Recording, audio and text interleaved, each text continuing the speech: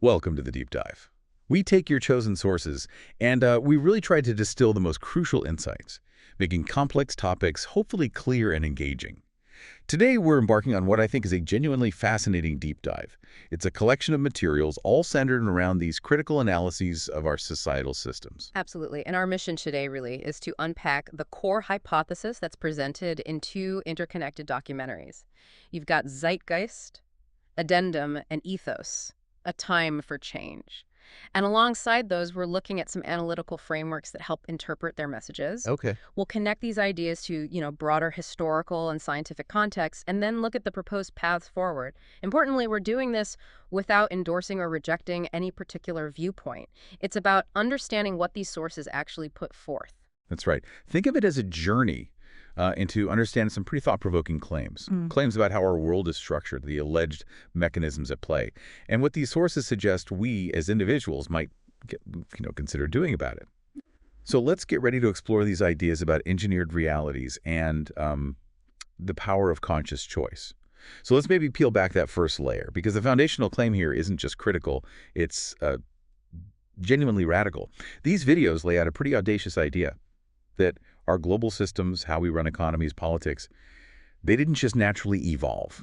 They claim it's all part of a carefully engineered system, a system designed for control. Right. And what's truly striking here is the assertion that a small, sort of interconnected elite, they use powerful levers like central banking, corporate lobbying, sophisticated media manipulation, and through these, they perpetuate cycles of debt and conflict. The core purpose, they argue, is simply to maintain their own power. Now, that's a significant departure from, conventional ideas about democratic or market-driven societies. It implies a deliberate, calculated design, not just organic development. And they get quite specific, don't they, about these alleged engineering flaws. They point to real-world examples. They do. For instance, one of the documents we're diving into highlights claims of corporate wrongdoing, bringing up the case of Monsanto and its bovine growth hormone. The allegation there is that the company lied about adverse effects. It suggests that, well, some corporations might engage in illegal behavior if the potential profits are seen to outweigh any penalties. Which raises a really important question about the practical limits of accountability in our current systems, right? The sources also highlight alleged government deception. Specifically, they claim the Bush administration provided false information to justify the Iraq War, linking Saddam Hussein to 9/11, claiming WMDs. This kind of alleged manipulation of public information for political ends is, well, it's a recurring theme in these critiques. Deeply troubling, obviously. And here's where it really hits hard, I think. The military-industrial complex also comes under fire. The sources suggest this deeply intertwined relationship between defense contractors and government officials, which leads to policies favoring corporate profits from war rather than the public good. It's almost like conflict becomes this economic engine. A self-perpetuating cycle. Exactly. And then there's the critique of the Federal Reserve. It's described not as a government entity, but as a private banking cartel, essentially. Yeah, a private banking cartel that allegedly creates the nation's money supply, keeping both government and public in perpetual debt. That's a claim that really challenges the foundation of how money and power operate. And if we zoom out a bit from those specific examples, the videos argue that political systems often operate as what's termed a polyarchy. Now, this isn't outright authoritarianism, but it's a system where power, while it might look distributed, is consistently concentrated in a wealthy elite. Okay, so a sort of hidden concentration. Precisely. A polyarchy suggests that even in systems designed to be democratic, the real levers of power are often manipulated by a select few. They steer policy in ways that often bypass or even undermine the public's actual will. Corporate power, within this framework, is seen as driven purely by profit, often leading to environmental and social harm as just, externalities. Right, side effects they don't account for. Exactly. And media, far from being a neutral observer, is presented as actively manufacturing consent. Manufacturing consent. Yeah, subtly shaping our opinions, limiting the very scope of what we consider acceptable or possible debate, all, they argue, to keep things just as they are. It's easy to think of these ideas as like purely modern, right, products of our current complex world. But what's truly remarkable, looking at the sources, is how these seemingly disparate traditions, from ancient Hindu philosophy to 20th century critical theory, they converge. They share this skepticism about perceived reality, It suggests that maybe this quest to uncover hidden power or question the reality we inhabit is fundamental, perhaps a timeless human impulse. Precisely. Take, for instance, the Hindu concept of the Kali Yuga. In Vedic philosophy, this era is characterized by a decline in moral values, truth, righteousness, a time where material power overshadows spiritual wisdom. This ancient idea of a, let's say, less than ideal manipulated reality, where illusion overshadows truth. It really mirrors the source's modern claims of a hidden power structure and that manufacturing of consent. So these really aren't isolated modern ideas at all. That critique of mass media and consumer culture being tools for social control, it strongly echoes the critical theory of the Frankfurt School in Germany. Absolutely. Theodor Adorno and Max Wertheimer. Right. They analyze the culture industry as a mechanism for political domination, suggesting even our entertainment can be a subtle form of social engineering. Shaping our desires, our perceptions, maybe without us even realizing it. Yeah. And to offer a completely different cultural lens, in some Australian Aboriginal spiritual traditions, you have the concept of a shared, interconnected dreamtime reality. That contrasts starkly with the fragmented, material-centric reality presented by these films. How so? Well, it suggests that our current systems are almost like an illusion, something that disconnects us from a more profound, unified existence. It highlights how different traditions have long perceived this disconnect from what they considered a true, authentic reality, often seeing our perceived reality as a kind of construct, maybe a dream, not the ultimate truth. Fascinating, isn't it, how these ancient ideas resonate? But, okay, what happens when we hold these claims up against, say, modern science and empirical research? Do they align? Do they diverge? It's probably not all or nothing. That's a crucial question. And you're right, it's nuanced. The film's critique of interconnected systems, finance, politics, media, that actually aligns pretty well with things like systems theory and complexity science. Okay. These fields consistently recognize how small changes within a network can have massive, often unpredictable effects, cascading effects. However, and here's the key distinction for you to consider. While science acknowledges complex, emergent behaviors, Right. the video's argument that these systems are intentionally designed for a singular outcome basically is a conspiracy theory. Yeah. That's a position most mainstream systems scientists would not endorse.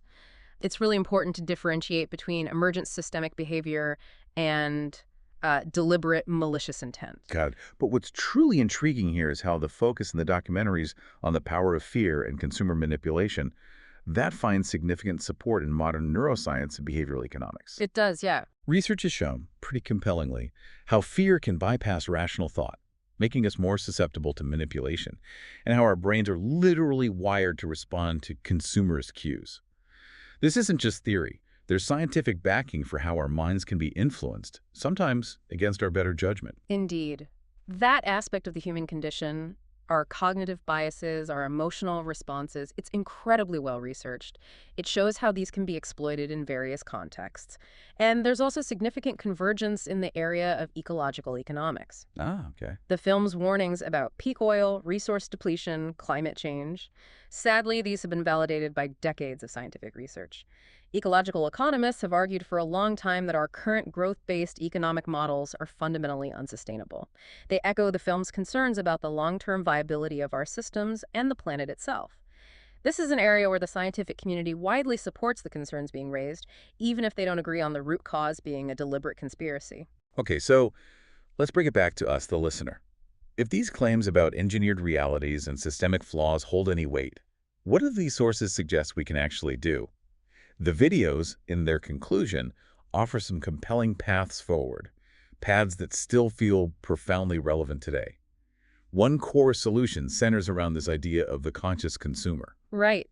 This proposed solution really emphasizes the individual's power to vote with their dollars, so to speak. By making deliberate choices supporting ethical, sustainable, transparent businesses, the idea is that we can effectively starve the old systems of their lifeblood and empower a new, more just economy. It's about making conscious choices, thinking twice before you click add to cart maybe, or choosing your coffee. Are you funding the systems you critique or empowering the alternatives the sources envision? And the internet plays a massive role in this, doesn't it? Acting almost like a global nervous system. The sources suggest that these digital platforms now allow for global movements to form, for consumers to share info about corporate practices, for decentralized alternative economies to emerge. They even conceptualize a future where these decentralized networks could entirely bypass traditional financial and corporate structures. Like open source projects or blockchain-based systems. Exactly, creating alternatives outside the established order. It's a vision of a truly networked, peer-to-peer future. But beyond those individual actions, perhaps the most profound path forward, according to these sources, is a fundamental shift in collective consciousness. Okay, what does that mean practically? Well, the argument is that systems of control are only powerful because we consent to them, often unknowingly.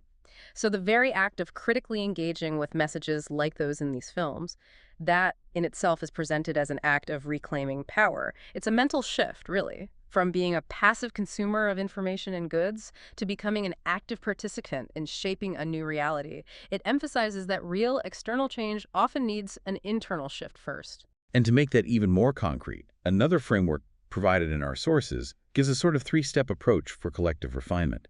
It outlines actions beyond just thinking. First, seek and disseminate truth. What does that truly mean in practice, according to the sources? Well, it's about becoming a critical consumer of information, isn't it? Engaging in inquiry, actively seeking out diverse perspectives, not just things that confirm what you already think, and rigorously verifying and sharing credible, fact-based information. It calls for supporting independent journalism and committing to respectful, open dialogue. Okay, so arm yourself with verified information. Then the second step is engage with the system. How do the sources suggest we do that without just getting swallowed by it? This involves active participation within the existing structures. Things like contacting elected officials, supporting organizations that champion government transparency or corporate accountability, and actively participating in the political process, which includes exercising your right to vote. It's about working strategically within the system to push for change, even if it's incremental. Right, using the tools available. And finally, the third step, support and build community. Why is that so crucial to this vision? Because individual action, while important, finds its true strength in numbers, doesn't it? By coming together, individuals can organize peaceful demonstrations, they can consciously support local and ethical businesses, and form community groups dedicated to civic education and advocacy. This really emphasizes the power of collective action at a grassroots level, building resilient alternatives and fostering solidarity. So these paths, they're framed not as some rigid plan, but more like a dynamic framework for collective peaceful engagement, built on principles like truth, integrity, shared humanity. The essence, as articulated in these sources, seems to be that the power to create a better world isn't solely in the hands of some elite, but it's in the collective, informed choices of every single individual. It's actually quite an empowering message of agency when you think about it. We've definitely covered a lot today. We've peeled back layers on these claims of engineered systems, explored their echoes through history, their intersections with science, and looked at the potential paths forward these sources lay out. It's a deep dive that really makes you think differently about the world around you and maybe how you interact with it every day. Absolutely. We've seen how these sources present a pretty compelling critique of systemic vulnerabilities, but they also offer powerful frameworks for individual and collective action. They encourage critical thought, informed engagement. The emphasis ultimately lands on the transformative power of awareness and choice in navigating these complex claims and perhaps shaping our collective future. So, as you reflect on this deep dive, here's something to consider. If the power to create a better world truly rests, as these sources suggest, in the collective informed choices of individuals, what single small choice could you make today? A choice to begin influencing that shift, even just in your own sphere of influence. Thank you for joining us on this exploration. We really do encourage you to seek out diverse perspectives and continue your own journey of critical inquiry. Until next time, keep digging, keep questioning, and keep learning.